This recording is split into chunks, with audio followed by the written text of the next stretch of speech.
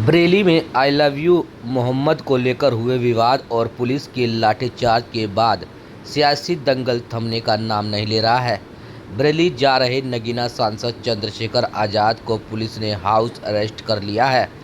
वो पीड़ित परिवारों से मिलने जा रहे थे, लेकिन प्रशासन ने उन्हें सहारनपुर स्थित छुटमलपुर घर पर ही निकलने से पहले ही रोक दिया।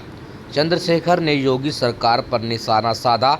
उन्होंने कहा है कि लोग मस्जिद तक नहीं जा पा रहे हैं।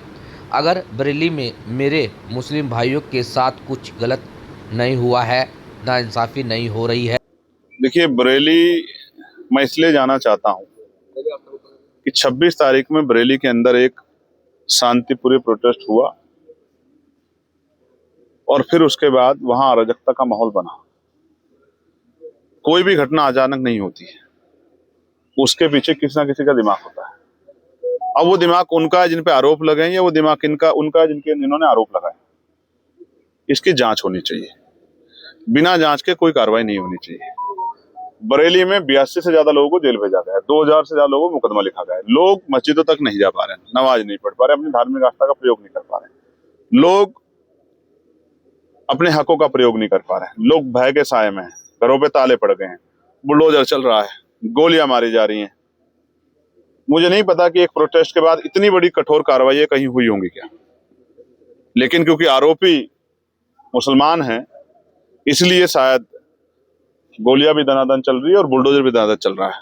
तो मेरी जिम्मेदारी बनती है कि हमने संविधान की शपथ ली है, लोकसभा में ओथ ली है कि हम देश के प्रत्येक नागरिक के प्रति जिम्मेदार रहेंगे। उनके अधिकारों पर अगर अन्याय होगा तो उनकी लड़ाई लड़ेंगे। तो मैं अपनी ड्यूटी कर रहा हूँ, और मैं ड्यूटी इसलिए कर रहा हूँ कि अगर आज मैं नहीं लड़ा तो कल आंख कैसे मिलाऊंगा कि जब अन्याय हो रहा था तो आप क्या कर रहे थे। इसका फैसला कोर्ट करेगी, आरोपी कौन है, अपराधी कौन है, किसने यह घटना की है। लेकिन इसकी आड़ में निर्दोष लोगों को जेल भेजना या उनको कुचलने का प्रयास करना या संविधान की हत्या करना या लोकतंत्र की हत्या करना, और मुझे रोकना भी लोकतंत्र की हत्या ही है।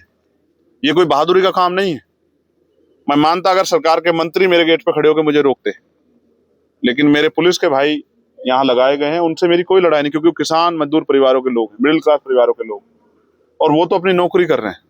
अगर यहाँ नेता मेरे विरोध करते, नेता मेरे खिलाफ यहाँ लाइन लगा खड़े होते, तो मैं उनको बताता कि मेरी बाजुओं में कितना दम है और मेरे लोगों की हुंकार में कितना दम है। हर जिले में हमारे लोग खड़े हैं।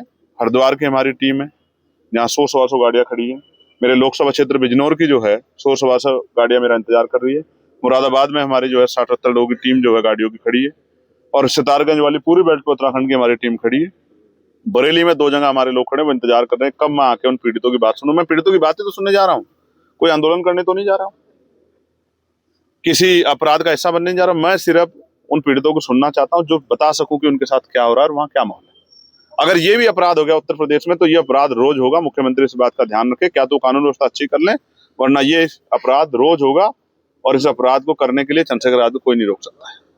बाबा कह रहे कि सबक सिखा देंगे दंगाई, तो जो दंगाई है उनको सबक सिखा दो, लेकिन दंगाइयों का फैसला कौन करेंगे? बाबा फैसला करेंगे क्या? आप मुझे बताओ, क्या सरकार कभी निष्पक्ष हो सकती है क्या?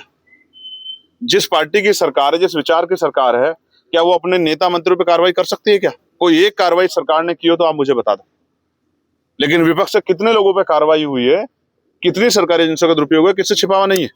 और मैं, अगर आप दंगाइयों की बात करते हैं, तो मैं फिर बहुत जिम्मेदार से कह रहा हूं कि सबसे आसान तरीका यह है जानने का कि दंगाई कौन है, कि आप इस घटना की सीबीआई जांच करा दो। सुप्रीम कोर्ट की निगरानी में तो दूध का दूध पानी का पानी हो जाए कि किसने अपराध किया, और जो अपराध किया उसको जेल जाना चाहिए। मैं उसका समर्थक नहीं, लेकिन अपराध की आड़ में अगर आप निर्दोष लोगों को जेल भेजोगे, उनकी धार्मिक आस्थाओं को तोड़ने काम करोगे, उनको पीटने काम करोगे, उन पर गोली चलाओगे, बुलडोजर चलाओगे, तो फिर ये लड़ाई, ये संघर्ष जारी रहेगा।